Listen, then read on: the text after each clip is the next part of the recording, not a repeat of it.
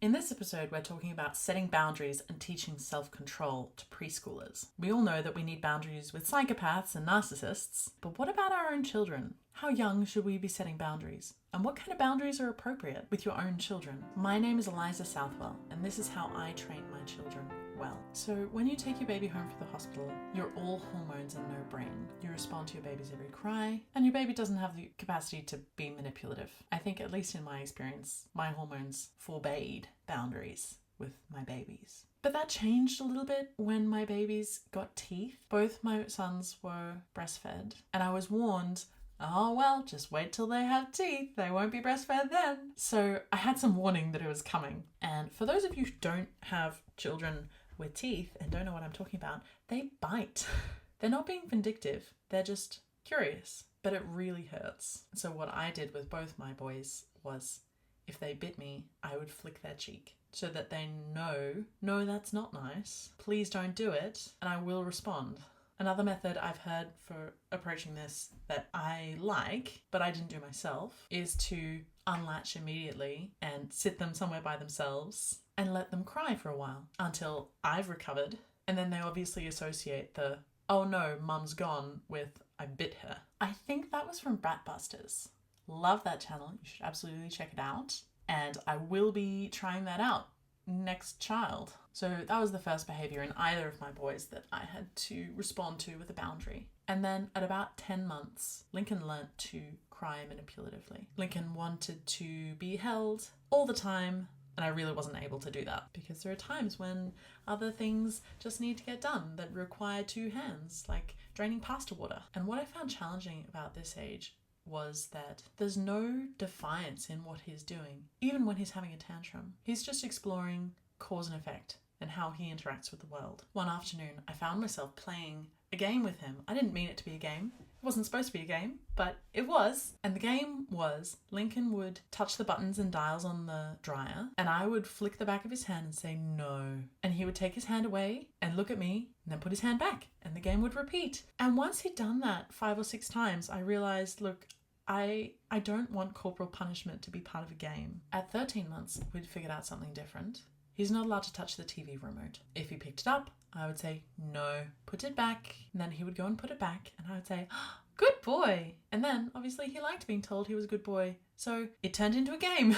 He repeated that. What I found was a more effective course of action to stop the behavior was a Jordan Peterson idea, which is, I can see him headed for the remote. I'm going to hold his leg to the floor so that he can't get any closer. He's going to hate that and try and fight me. I'll keep his leg there, pinned to the floor, and then 30 seconds later, he's going to give up and cry. And I say I find it more effective. I was not really happy with it at first because I thought, well, isn't that punishing someone before they've done anything wrong? But when I prayed about it, a couple of verses came up.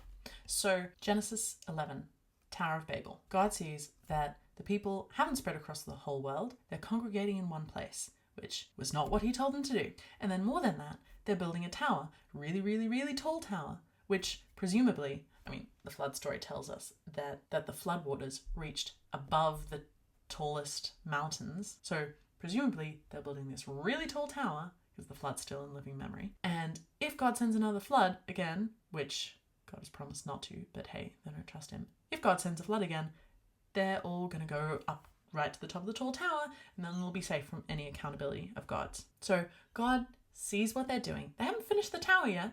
God sees what they're doing, and God's like, time to step in. God says, come, let us go, us as in the Trinity, come, let us go down, and there confuse their language, that they may not understand one another's speech. This is where all the language groups in the world come from, and they can't understand each other, get frustrated with each other, and then they find their different language groups and move away. So this is an effective discipline that God is meting out. The other passage that came to mind is Proverbs 24, verse 9. The devising of foolishness is sin, and the scoffer is an abomination to men. Sin starts in the mind, and obviously, as our children grow older, it's increasingly difficult to know what's in their minds. But with a 13-month-old, it's pretty easy to tell what's in their minds because you just look where their eyes are looking, and that's what they're thinking about. So intent really does matter when my child is doing something that I don't like because it's antisocial or dangerous. Intent for a 10-month-old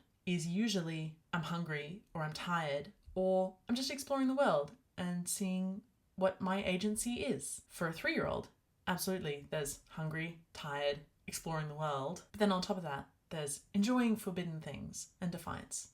Oh, really? What happens if I do it anyway? We see in scripture what we see in science. Children feel safe when there are boundaries, and children have less stress and anxiety when there are boundaries that are clearly defined and consistently enforced. In scripture, we see this over and over. Proverbs 3, verses 5 and 6 says, "Trust in the Lord with all your heart. Lean not on your own understanding. In all your ways acknowledge him, and he will direct your paths." We want that direction because there are lots of things I don't understand. There are known unknowns. So that's why I think setting boundaries and teaching them to control themselves is something that we as mothers, as parents, can start very early. We don't have to wait until they're 5 and able to have a conversation about all the ins and outs of their intent. So if you think I abused any of those verses, let me know.